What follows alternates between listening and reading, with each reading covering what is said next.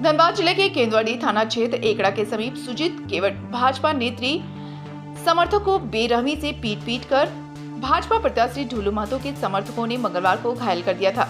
Police घायल को SNMCH में इलाज के लिए भर्ती कराई थी। घायल सुजीत केवट से मिलने भाजपा नेत्री रागनी सिंह और निषाद समाज के लोग पहुंचे। घायल से मिलकर हालचाल लिया। वहीं घायल की एक गंभीर स्थिति देखते हुए डॉक्टर ने रांची रिम्स रेफर कर दिया है। वहीं घायल सुजीत ने कहा कि इससे पहले भी उस पर हमला ढूलू महतो के समर्थकों ने किया था। मंगलवार को घर से उठाकर ले गए और बेरहमी से पीट कर घायल कर दिया। चाचा से पुरानी रंजिश होने के कारण बार बार उसे टारगेट किया जा रहा है। पुलिस दोषियों को जल्द पकड़े। वहीं निषाद समाज के लोगों ने कहा कि सुजीत पर हमला जान लेने की नीयत से किया गया था। बेहतर इलाज के लिए रांची रेफर कर रहे हैं। दोषियों पर जल्द पुलिस कार्रवाई करे। भाजपा प्रत्याशी ढूलू महतो के समर्थकों ने घटना को अंजाम दिया है। निषाद समाज की संख्या 1.5 लाख के करीब है। चुनाव में भाजपा प्रत्याशी को जवाब निषाद समाज देगी। वहीं भाजपा प्रदेश कार्य समिति सदस्य रागनी सिंह ने कहा कि पिछली बार भी घर में घुसकर मारपीट सुजीत से किया गया था। इस बार भी घर में घुसकर अगवा कर उसके साथ मारपीट की गई है। इन्हें किसी का श्रेय प्राप्त है, जिससे इनका मनोबल बढ़ा हुआ है। प्रशासन को निष्पक्ष जांच करने की जरूरत है। गुंडागर्दी इस कदर बढ़ गई है कि आज कोई जिंदगी और मौत से जूझ रहा है। ढूलू महतो के सवाल पर रागनी सिंह ने कहा कि इस पर प्रशासन को जांच करने की जरूरत है। एसएसपी से मिलकर मामले की जांच करने की मांग और दोषियों के खिलाफ कार्रवाई करने की मांग करेंगे।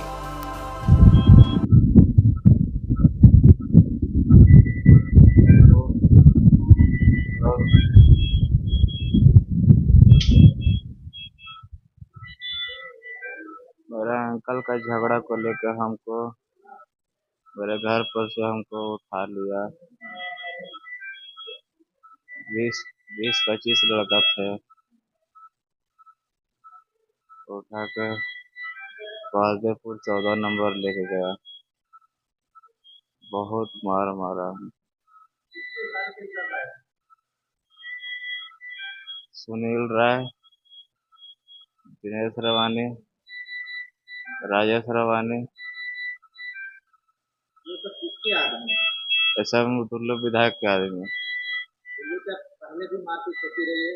जी लोग के द्वारा पहले भी मारपीट की घटना को अंजाम दिया गया है। जी पहले भी हमको मारा है। हम नहीं भर्ती भी है। किस चीज को लेकर के आखिर मारपीट की ये घटना होती है? क्या वजह क्या रहती है? उतना हमको पता नहीं। हम खाना क्या करते हैं? हम हम काम कर रहे हैं। ड्राइवरी करते हैं। प्रशासन से यही चाहते हैं कि कानून सबके लिए एक होता है और सभी को सपोर्ट करो। पिछले बार जो झगड़ा हुआ था, कानून हम लोग का एक जरा सपोर्ट नहीं किया था। थाना गए भगा दे रहा था सबको। पिछले बार जो भी झगड़ा हुआ वो भी ढूलू महतो समर्थकों के साथ मारपीट हुई थी। जी वही लोग का समर्थक। हर बार ढूलू महतो जी समर्थकों के साथ मारपीट होती है। जी जी किसके साथ मारपीट होती है? वही दिनेश रवानी, सुनील राय, राजेश रवानी और ढूलू महतो समर्थक। जी मुझे जो कल ये घटना घटी है, ये तो बहुत बड़ा घटना है। इसको जितना कम बोला जाए ये बहुत ज़्यादा है। ये लोग जो मान लीजिए इस घटना को जो अंजाम दिया है, ये समझिए कि जान लेने के ही नियत से जो है इस घटना को अंजाम दिया गया है। आप पेशेंट का आप लोग स्थिति भी देख सकते हैं कि क्या स्थिति है पेशेंट का। और इस तरह का घटना जो है बहुत दुखित घटना है। और कल हम लोग निषाद समाज के लोग मान लीजिए माननीय एसपी साहब धनबाद कल हम लोग मिलेंगे उनसे और इसकी हम लोग जांच की मांग करेंगे कि सर इस पर जांच हो और जो दोषी है उस पर कार्रवाई हो। और किसके इशारे पे मान लीजिए बार बार इस तरह का घटना को एक ही व्यक्ति का यहाँ अंजाम दिया जाता है, इसकी जांच हो घर से। और उनको उठा के ले जाके गांव में और ले जाके इस तरह से मारना, जान मारने के नियत से, और मार के पेशेंट को ला के रोड पे फेंक दिया गया। और फेंक दिया गया उसके बाद मान लीजिए प्रशासन को सूचना दिए, उनके घर के लोग सूचना देने के बाद उनको ला के यहाँ पीएमसीएच में भर्ती किया। उनके पास हमारी भी आबादी धनबाद लोकसभा में निषादों की आबादी 1,75,000 की आबादी है हमारी। अगर हम लोगों को अगर मान लीजिए कोई कम में आंक रहा है तो उसकी भूल है। अब ये आप लोग से मिला पेपर में सूचना तो मिला है कि ढुल्लू महतो जी के माध्यम से मान लीजिए ये कराया गया है कार्रवाई।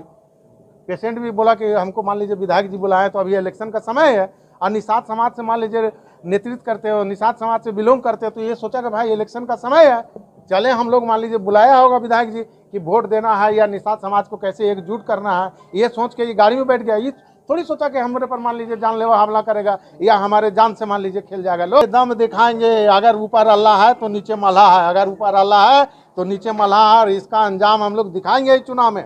अगर कोई गलतफहमी में है तो अभी से चेत जाएंगे। देखिए, मेरे पार्टी और किसी के पार्टी से मतलब नहीं, मतलब है कि लगातार इस तरह से गुंडागर्दी, और हम आए दिन पेपर और न्यूज़ के माध्यम से देख रहे हैं कि गुंडागर्दी कम नहीं हुआ है। मुझे लगता है कि हम सोचे थे कि शायद SSP साहब आने के बाद कुछ गुंडागर्दी कम होगा, लेकिन हम लगातार देख रहे हैं कि चाहे मारपीट के मामला हो या चोरी के मामला हो या रंगदारी के मामला हो, लगातार सिलसिला जारी है। तो प्रशासन का खौफ नहीं है। पिछले बार भी घर में घुसकर सतेंद्र केवट के साथ मारपीट किया गया था और झूठे केस में उनको फंसाया गया था, और लगातार हम बोले थे कि इसमें जांच हो। इस बार भी जिस तरह से निफिक्र होकर घर में घुसकर अगवा कर और जानलेवा हमला किया गया, इस पर प्रशासन को जांच करनी चाहिए। नहीं तो प्रशासन के लिए ये चुनौती है कि कोई भी अपराधी घर में घुसकर अगवा कर लेता है तो आम पब्लिक मतलब जीना मुश्किल है, और आम पब्लिक कैसे जिएगा जब प्रशासन पे ही सारे लोग निर्भर हैं और प्रशासन का खौफ किसी के अंदर ख़त्म हो जाए तो आम पब्लिक जीना मुश्किल हो जाएगा। तो प्रशासन को मुझे लगता है कि इस पर निष्पक्ष जाँच कर दोषियों को कार्रवाई करनी चाहिए, क्योंकि एक व्यक्ति को आज जिंदगी और मौत के भी जूझ रहा है। आज उसका बहुत ही गंभीर हालत है, उसको डॉक्टर रेफर कर दिया है। तो हम यही आग्रह करेंगे SP साहब को कि इस पर निष्पक्ष जाँच कर